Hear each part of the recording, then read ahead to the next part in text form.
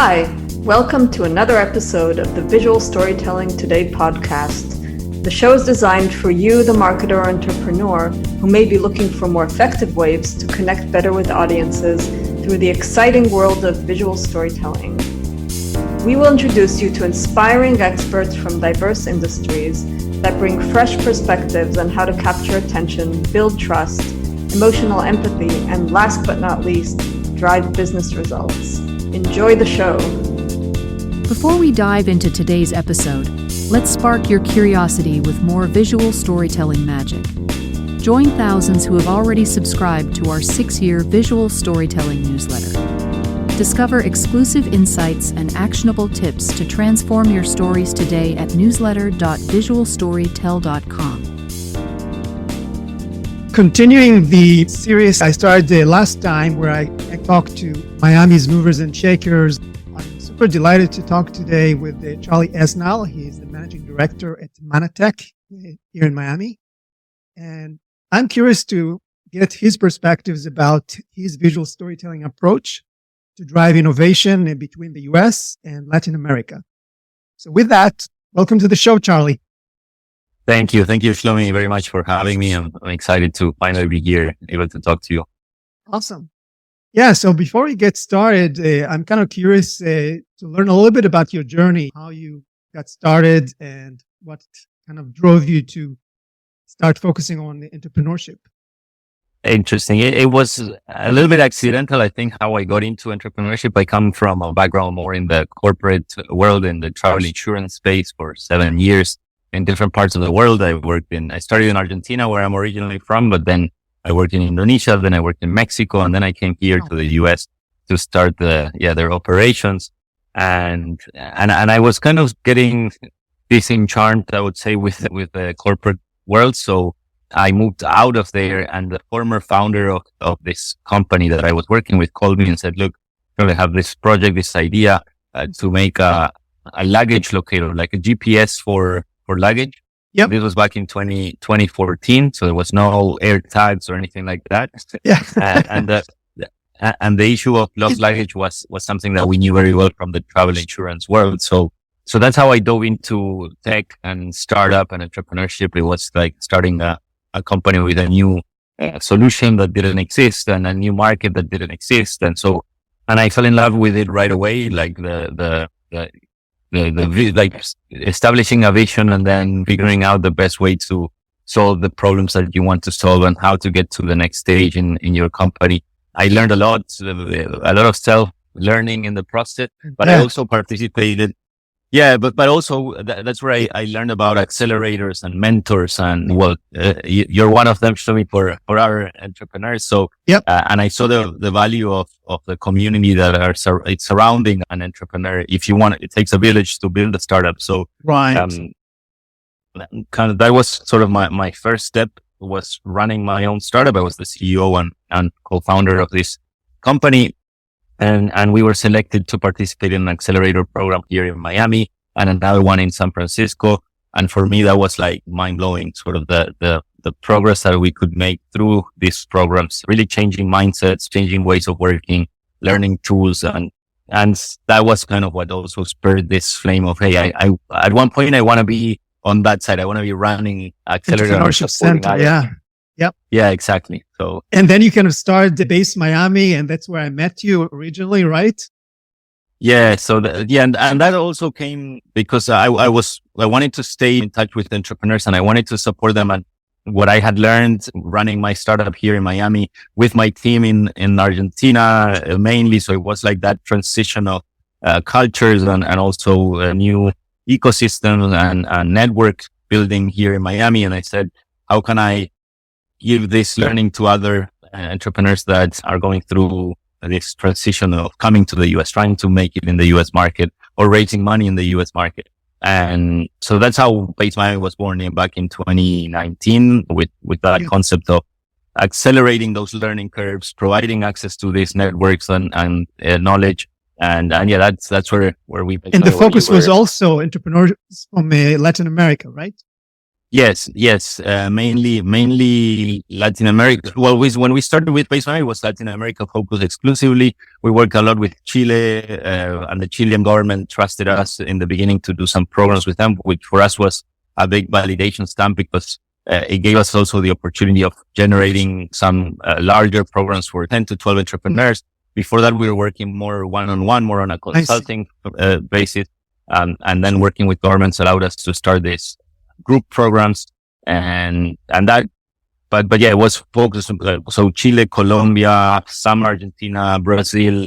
Those were the markets that we started with. Uruguay then came and joined, and well, it grew a lot. Last year we worked with 16 different countries or companies from 16 different countries. So yeah, super interesting. Yeah. And I can, just to give you a little bit context, you were kind enough to invite me as a mentor to several programs that you ran for Base Miami, and after that, Manatech. So I kind of had a inner look into the way you manage those programs, and it's been great. And before we go deep into your work today at Manatech, since we're going to talk about visual storytelling, this is the regular question I pose to all my guests.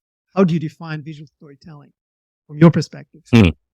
Well, you know that there's the old saying of an image is worth more than 1,000 words. I truly believe in that. I think that if the definition, I think it's that people are more prone to understanding what you do when they can see it in action and in movement, I would say. So we are true believers in especially in video production now and very dynamic video production. I think that the audience is focused on or used to the Instagram and the very quick information and moving to the next thing. So you need to be dynamic and you need to be at that level. So when you start telling a story and you're just, standing and talking and people start to fall asleep. Right. Okay.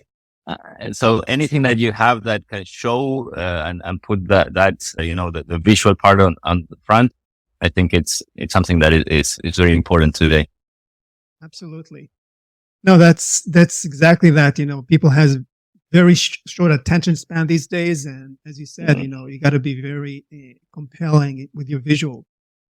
So let's talk a little bit about the role you're playing today at Manatech. Maybe you can talk a little bit about what is the mission of Manatech, some of the programs that you run. Yeah. So actually, I can do that by sharing an image because we're talking about visual storytelling. Sure, so go ahead. I'm going to go through the whole presentation, but yes, this is a visual that we use a lot to explain what Manatech does, because what we're doing is we're building an entrepreneurship hub here for international founders. So our focus is on the international entrepreneurs from all over the world. So yes, we focus in Latin America in the beginning, and we are still focused in that continent and connecting the US with Latin America, creating one economy and uniting all these different ecosystems in LATAM with Miami. So that's a big vision that drives us, that we believe that Latin America should be the main partner of the US, and that we should unite all these different ecosystems. I don't know if on the country level, because that's Moishe Mana, who's the founder of Mana Common and Manatech and this development that we're doing in downtown. But that's his vision, to unite all these economies between the Latin America and the US. For us at Manatech is about uniting the ecosystems and making all these different founders and VCs and government entities and collaborate between each other. So that Latin America can really thrive, because, just to give you an example, last year, Latin America raised a total of $3 billion, total VC money. Only Miami, we did about 5.5 billion. So almost double in Miami. There's VC money, almost double of what all Latin America can do together. So that's kind of part of, that's one of the focuses that we have, but we're also welcoming other entrepreneurs from all over the world. We had people from Poland, we had people from Finland, and we're slowly growing also outside of LATAM. But in essence, we want Manatech to be the place where any international entrepreneur that is thinking of the US, that can think of Miami first, and that can think of Manatech as the place to go to. And we do that we call this the Manatech circles. That's why it's join the circle of Manatech. That you can see there's a circle right in the center that is diffused. And it's a circle that combines these 4 initiatives that we have. And programs is what we were doing with Base Miami, what you were talking before, acceleration programs. And we've worked with over 200 international startups in that space, and we're continuously running programs. Actually, we have now, and one of the immersion program is open application now. So anybody that wants to apply can do that. But then Manatech grew beyond the program. So, and why? Because we are in downtown, and I was talking about the spaces. What is spaces is actually physical locations, buildings, offices, co-working spaces. And I'll recur also to the visual here, because look at, if you can see this. Right. Yeah. Oh, wow. That's incredible. That's downtown Miami, the Flagler district. And most of the buildings that you see there are owned by Moishe Mana and the Mana Group.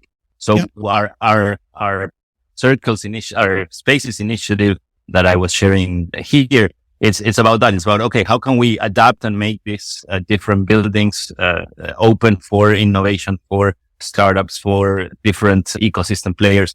So we're launching our first co-working space here in downtown in May. And that's going to be I call it the lab, to make sure that the dynamics in the spaces are attractive enough to make people go back to the office. Because I think there's a challenge there of people not wanting to go back to the office. So it has to be a place where things happen. There's activity, there's connections, there's things that you can do. If not, then what's the point of going to the office?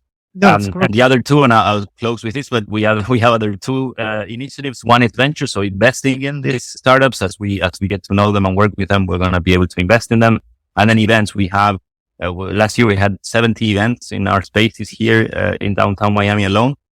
So we believe it's a very important component to help the center people here, the entrepreneurs, with all these different tools that we're building. No, that's incredible. And I participate in several of those programs and events, and I can attest it's a wonderful, dynamic space for entrepreneurs. And as you said, just because of the strategic location of Miami as a launchpad for Latin America, this is a great initiative. Let's talk a little bit about, before we dive into examples, what is your kind of visual storytelling philosophy when you try to manage the success of those 4 programs, the ventures, the accelerator, the events, any kind of unifying philosophy or strategy that you apply?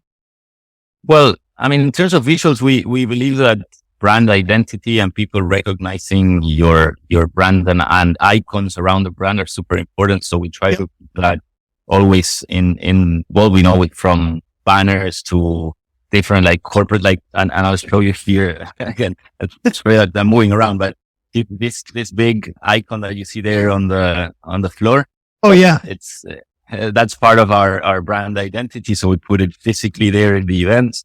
And then we believe we use video as our main storytelling tool, video and images. We're constant every event, and we invest in that as well, because it's, you have to pay for the videographers and the production, and we have that very ingrained in our culture. Every time that we have an activity that we're going to be doing, whether it's a program or an event, we have the videographers and we try to interact a lot with the people that are in the events as well, telling their stories, but also always mixing it with images and behind. So, and actually maybe again, showing is better than telling. Let's go it. Great. Yeah. So I can show you, I had some things ready here, but just to give you, an idea of the way that we try to show what we do. And as you see, it's very dynamic. We show, of course, the people that are important in the ecosystem that can share and collaborate with these founders. But you see, we have always our brand presence with the Miami, the Manatech, the Miami Immersion Program, which is the name of the program. And you can see here, there's a lot of, we show people more than anything, because we want to, the important thing is the connections that you make. Our slogan or our motto is connections that make a difference. So we want to show that what the founders are doing is really connecting with other people, whether it's other founders, it's mentors, it's experts, it's investors. That's it's smart. Yeah. And if you see also the different exercises or events that are happening within one, and this is only in 1 week of a program that is called the Miami Immersion Program, where they come here for a week. And if you see there's things that are also maybe call attention, like there were a bunch of founders on the floor breathing. So it's like, what is that? Because we also incorporate wellness into the programs, because we believe that, mental and physical health is super important for an entrepreneur to be at its peak. So, but this is just an example of the dynamism that we have. And if you go to our social media and Instagram, etc., we always have very short and quick clips, and they're very fresh. Like as soon as, even throughout as the events are happening, we're posting things with images, with videos and pictures, etc. So this, I think, it's the best sample of how we see visual storytelling when we're trying to share what we do. Yeah, no, I think you definitely hit it right on the head. I think, that your focus on the facial expression of, entrepreneurs and focusing on people is really important, because that's how you can actually convey emotions to your audience and to other potential entrepreneurs that potentially can see themselves in a future story by joining Manatech. So I think it's a great approach. When we asked entrepreneurs, what's the best that you got out of this program, or, and besides, of course, the learning, the connections, it's the people and it's the relationship building that happens. And that's part of what we have as in the vision of Manatech, is that when you bring people from, 8 different countries, and a lot of these countries have very similar dynamics. And so the guy that is innovating, solving a problem in Guatemala might have the solution for the same problem in the guy that comes from Honduras. And then they start talking, and, hey, but what you do is complementary to what I do. So then I can bring your product and take it to my market. Collaborations, basically. Exactly. And that's how it happens, So, but there's also learning. That's why there's also, these are, and this is something like when you're doing your mentorship, for example, this is the kind of setting. So it shows that it's very relaxed and very close. It's not a formal, conference room. Yeah. It's very casual. Yeah, exactly. Because that's the idea. And this is the team also, or part of our team. And I think that's another thing that we try to also show, that we are people ourselves. We are entrepreneurs. We're there for you, and yet try to keep it as warm as possible in terms of when we're showing images of what we're doing. Tell me, Charlie, based on your experience so far, have you found any story type that really works well? For example, interview with the entrepreneurs versus just a coverage of events. Yeah, so we have, and actually we had some pieces that were the ones that had the most readership, and it was video, and also we turned it into an article as well. But it was about, we call them the founders' journeys, and this is the founders just telling their story, how things started and what they had to go through, and how they surpassed a lot of these obstacles. And I think that's what resonates the most with the audience. When you have a founder in front of a camera, telling their story, and also, of course, testimonials. We use that a lot, because no one better than somebody that went through the program to tell you what they got out of it. And we're super proud. Like, we just came back from Uruguay. There's a big tech event in January in Uruguay every year. Uruguay is becoming a mini hub also in the southern part of Latin America. The government is doing a lot of things to position Uruguay as a place where entrepreneurs can go and kind of set up shop for expansion as well. And we were we had a couple of events, and we had in one event, I counted at least 10 founders that had already gone through our programs. And when a founder would come to me, talk to me about what we do, then some other founder would come and say, "Oh, these guys are amazing because they do this and that, and they help us with that." And just that, like, capturing that and having those people talk about what we do with such passion is like, much better than what I can do selling what we do, right? It's like, okay, you sell it for me because you do it better. Yeah.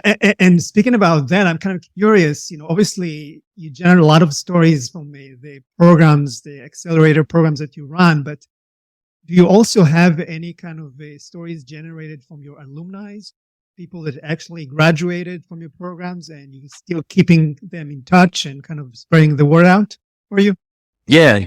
That's that. I mean, those are the ones that we call in. For example, we do even now, every time that we have a new program coming up, we do a webinar for anybody that is interested in the program that wants to join. And then we bring alumni to the webinar. So they come and we have 2 or 3 of the alumni that sit down there and just discuss, not only what they learned, but also what happened after, how we kept supporting them. Some of them that are already in Miami, like we have about already 11 companies that went through our programs that are in Miami working and that have hired people and that have offices here. So bringing those people. Yeah. So bringing those people into the conversations is something that for us is super important, because it's not only about the program, which is kind of the first step. It's also what happens after. And on that, we are launching now, because we didn't have it formalized. We did very informally. Now we're formalizing like an actual Manatech community that is going to be focused on these alumni and continuing that journey with us, and not just because what happened was they come to the program and then after a week it's like, okay, this is great. What's next? So now. Yeah, exactly. It's like a network that continued to grow, and people can share information and tips and collaborations. Mm-hmm. Beyond the original program. Yeah. Mm-hmm. Absolutely. One of the things I'm kind of curious, since you've been doing this for a while now, based in Miami, what do you find like is the common misconception about LATAM founders that you often need to mystify? I think that there's a lot. No, but I think that the first one is that, I made it in blank, whether it's Argentina, Brazil, Mexico, Chile, and I'm a hot shot in my market. So I'm going to go to the US and it's going to be easy. And I think that mindset of like, it's easy or I know how to do it. I think that's one of the biggest challenges. We call it the non-coachable founder. And we try not to, to be honest, it's part of our selection process as well. Like not to work a lot with founders like that, because it's hard for them to allow to be coached and to understand that flexible enough. Yeah. Mm-hmm. Yeah. So I guess the flexibility, but that's why I call it mindset, because there's two mindset issues that we see. One is that one, the one that thinks the know-it-all, and I think it's very easy. And then another one is the one that maybe it's the other way around. It's like, okay, I cannot make it in the US because I don't know how, and I don't have the tools, and those are the ones that we work with, like, because we want to show them. And that's a lot of what happens after the programs. They tell us like, okay, my mind shifted, from, because they come from maybe a smaller economy and like a market that they know very well, but also it's limited. And then suddenly they come here, they see, people from all over the world and Miami as a global city and the community that lives here. And it just changes their mindset in terms of what their goals can be and what they can achieve really if they put their effort. So yeah, mindset, I would say it's one. And then the other one is, I think it's a challenge as well, is the generalists versus specialists. And so in Latin America specifically, sometimes you need to sell everything to everybody kind of in order to grow and to have a market, because markets. There's no segmentation, basically. No focus on a specific target. Exactly. So that's something that we see that when they come here, we work a lot on that, on like, no, you have to find the niche of the niche to start and also make sure that you're solving the problem for that specific niche, and then think of growing. But, reducing that initial scope of market so that they, can generate some traction is another one of the big challenges that we see. Interesting. So those are some, there's more, but yeah, I'm sure. No, this is fascinating. Yeah.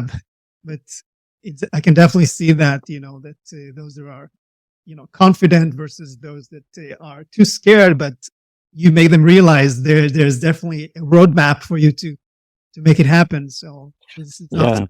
No, and talking about the storytelling side and the visual side, we work a lot on their pitch as well. That's how because the end goal of the program is that you have to present your company 4 minutes in front of an audience, and so you have to be ready for that. And we work a lot on that. And I always try to work with them on the story, talking about the storytelling in the first part, like the first 30 seconds to 2 minutes. Like you only have one chance to make a great first impression.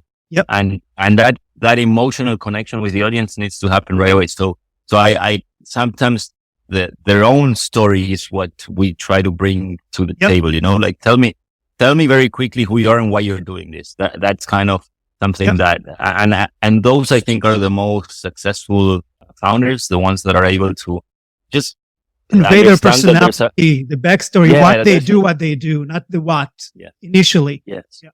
One of the other question I want to ask you is, since you're based in Miami, what are your thoughts about the Miami tech ecosystem? That's a good question, Shlomi, because it's something that I'm a big supporter of the ecosystem and a driver, and I think that we are part of this. How can I say, hope for creating a tech hub and an entrepreneurship hub here in Miami. I think there's a long ways to go. I think we need a lot of resources to make it a reality. I mean, to give you an example, we in Manatech, we are self-funded. Actually, Moishe, who's a private investor, is investing because he believes also in what we're doing. But there's definitely a need for more governmental support, more corporates, especially also I think there's a gap between the tech ecosystem and the large corporations. There's not a lot of large corporations in Miami that are actively participating in building out this ecosystem. The talent is also an area that needs to evolve, but there's efforts being made there for sure by different universities and also supports from, for example, the Knight Foundation that has been involved in talent pipeline development. And I think that Miami's future as an ecosystem is a global one. That's why I think that this connection with the international, more mature ecosystems, and bringing that, talent and that, maturity level, from other parts of the world to Miami is something that can really, help just accelerate the development of the ecosystem. Yeah. I believe in it. I think that we are in the right path. We're seeing a lot of good indicators, from funds moving to Miami, which is the main part, like money is coming to the ecosystem. That's very important. And there's a big community that is interested in the growth of the ecosystem. And there's a lot of collaboration happening. I think that that's one of the differentials that we have here in Miami, is that everybody's kind of, okay, how can we help each other? How can we support each other to make this grow? No, and I think I think that's powerful for an ecosystem, especially when it's in its early days. So I'm hopeful and willing to work with the community to make it happen. No, definitely. And we also seen some spike in lots of startups that relocated after the pandemic to Miami, which is another great benefit for the ecosystem. Yes, that's what I mean. I think we have a great advantage, from a geographical standpoint, from the multicultural community that we have, the diversity, that of course that lifestyle is also something that founders are more and more looking for. That work-life balance is important, and Miami is a great place to live. And so I think that it has differentials that other cities do not have. I think that we still need to work on the infrastructure and the hard components of the ecosystem.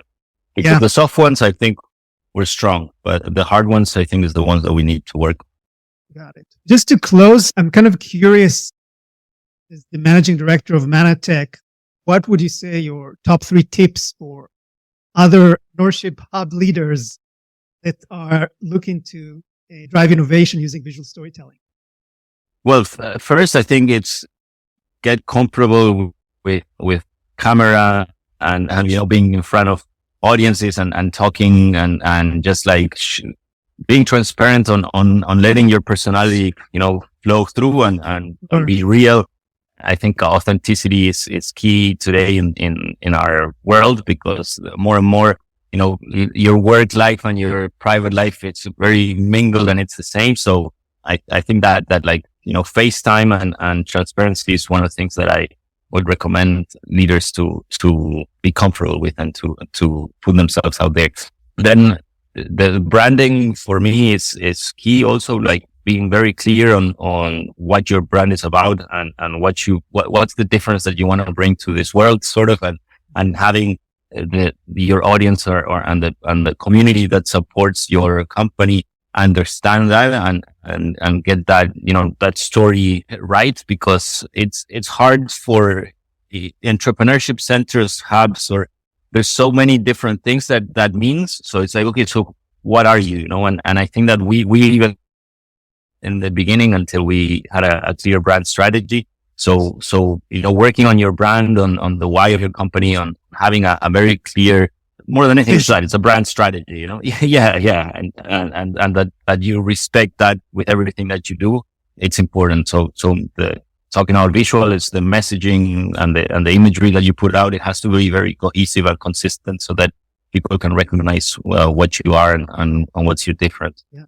And then third, this is maybe not only for entrepreneurship hubs, but in general, it's the team, like for me, the culture that you create internally in the company. And it's what you said, relating it to visual storytelling is how you tell the story also to your team and how the team understands and how you can reiterate this by, sharing all these different moments, whether it's with videos, with images, but like, making them all feel part of everything that you're doing so that they understand the bigger picture. Their ownership. They are, and that they're motivated exactly to operate on their own and saying, okay, I get it.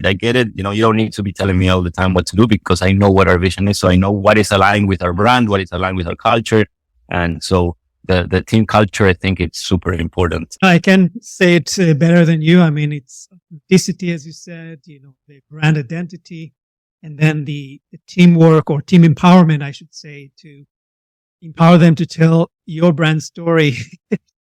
Yes. They have a piece in that story. They actually play a role. That's super important. So with that, I want to thank you so much for the great insights you shared today. This is incredible.